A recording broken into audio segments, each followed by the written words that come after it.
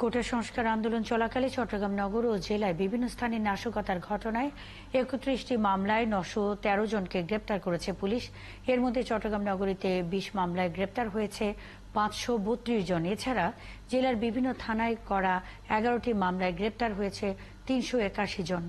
এ নিয়ে বিস্তারিত জানাতে আমাদের সাথে যুক্ত হচ্ছেন সহকর্মী প্রণবেশ চক্রবর্তী।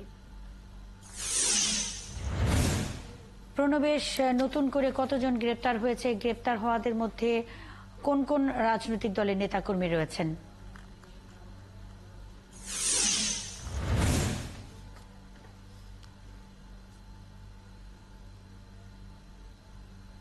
মুন্ডি, চট্টগ্রামে কোটা সংস্কার আন্দোলনের সময় বিভিন্ন জায়গায়, বিশেষ করে মুরাদপুর, বহদ্দারহাট, সুলভবহর এসব এলাকায় ব্যাপক ভাঙচুর হয়েছে।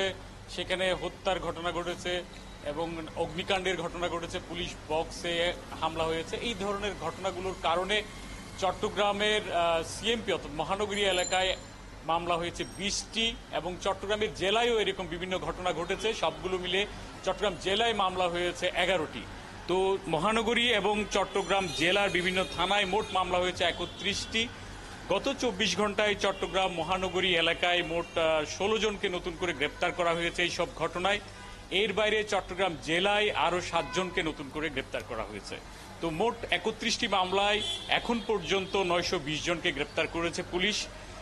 পুলিশ যেটি আমাদেরকে জানিয়েছে, বিশেষ করে চট্টগ্রাম মেট্রোপলিটন পুলিশের উপপুলিশ কমিশনার কাজী মোহাম্মদ তারেক আজিজ, তার সাথে কথা হয়েছে।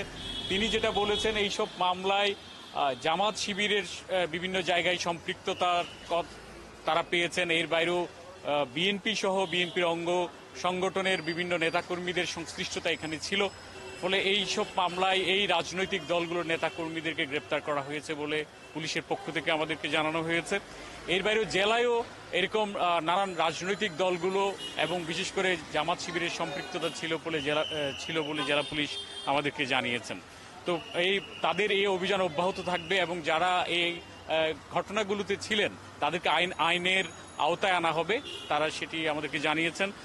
গতকালও আমরা দেখেছি যে ৯ জনকে রিমান্ডে নেওয়া হয়েছে নাশকতা সহ বিভিন্ন ঘটনায় বিশেষ ক্ষমতা আইনে করা মামলায় তাদেরকে রিমান্ডে নিয়েছিল ৯ জনকে। আরেকটু নতুন বিষয় সেটি হচ্ছে চট্টগ্রামের মুরাদপুরে আন্দোলনকালীন সময়ে আমরা দেখেছি যে একটি ভবন থেকে ছাত্রলীগের নেতাকর্মীদেরকে ফেলে হত্যা চেষ্টা করা হয়েছে। ওই ঘটনায় পাঁচলাইশ থানায় নতুন করে একটি মামলা হয়েছে। ওই মামলায় ৫০ জনের নাম উল্লেখ করে এবং আরও ৩০ থেকে ৩৫ জন অজ্ঞাতনামা আসামির বিরুদ্ধে মামলা করা হয়েছে। একজন ভিকটিম এই মামলা করেছে বলে পুলিশ আমাদেরকে জানিয়েছে।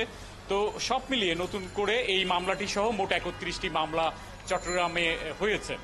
আরেকটু বলে রাখি যে এই মামলার বাইরেও চট্টগ্রামের জনজীবনের কথা যদি বলি, চট্টগ্রামের জনজীবন অনেকটাই স্বাভাবিক, কারণ ১৬ ঘন্টা করে এখন কারফিউ শিথিল করা হয়েছে। পুলিশের পক্ষ থেকে এটি জানানো হয়েছে।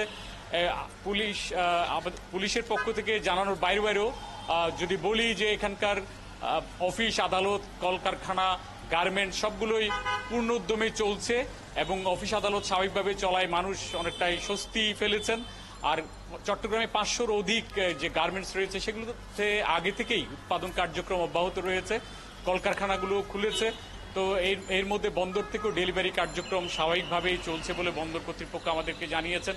তো সব মিলে সড়কে জনজীবনের অর্থাৎ যানবাহন চলাচলের চাপ বেড়েছে। অফিসকালীন সময় আমরা দেখতে পাচ্ছি এখানে যানজট হচ্ছে অনেকগুলো জায়গায়। অফিস ছুটিকালীন অর্থাৎ ৪টা, ৪:৩০, ৫টার পর থেকেও যানজট লেগে আছে সড়কগুলোতে। তাই বলা চলে সড়কের অসংখ্য ধন্যবাদ বেশ কিছু তথ্যের জন্য। সঙ্গেই থাকবেন চট্টগ্রামের সার্বিক পরিস্থিতি জানাতে সহকর্মী প্রণবেশ চক্রবর্তী যুক্ত ছিলেন।